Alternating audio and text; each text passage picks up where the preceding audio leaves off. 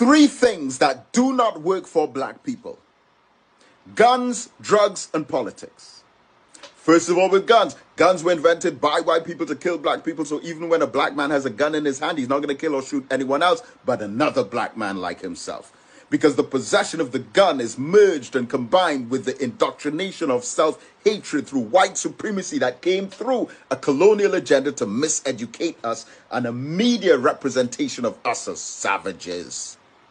So you put guns in the black community, the only other people that black people with guns are going to kill are black people like us. And if there was any risk whatsoever of whites or Syrians or Chinese being shot with guns that black people possess, it would not be so easy for us to get guns in the first place. Second, drugs.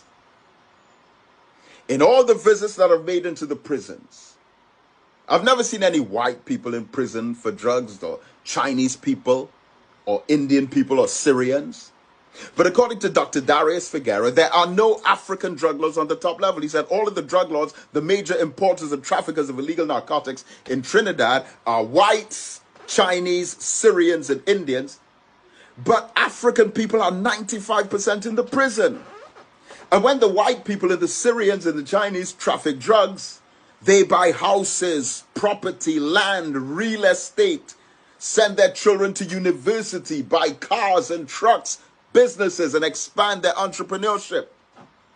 When we sell drugs, apart from going to jail or getting shot and killed in some ignorant gang conflict, what do we do with the money that we make from the drugs?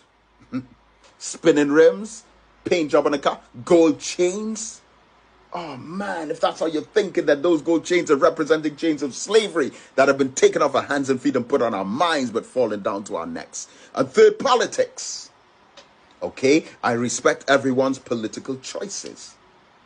But you have all these different political parties, but when it comes to the backbiting and the quarreling and arguing and squabbling, it's African people in one party against African people in another party. And regardless of which party's in power, it's the same. Whites and Chinese and Syrians and French Creoles that are getting rich. All of the contracts. We just wear the t-shirts, the hat, wave the flag, run behind the truck, and get nothing. And then they try to impress upon your mind that you're worth nothing, you deserve nothing, and the only way you can benefit from being part of our political organization is if you involve yourself in the pulling down of your own people. So as Jomo Kenyatta said, when the white man came to Africa, he had the Bible, we had the land. He taught us to pray with our eyes closed. When we open back up our eyes, he had the land, we had the Bible. So we say that when the politician comes into the community, he has the politics, we have the power.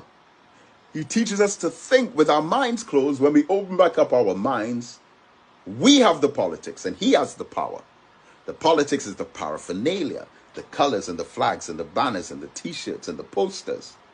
But he has the power. And he takes the power, which is the voting numbers combined, takes that power, gives it to his finances, and leaves the masses of the people in poverty. So guns, drugs, and politics, the negative impact of those within our communities have to be replaced by unity, self-sufficiency, business entrepreneurship, land ownership, and reorganization of our families. Think, black people.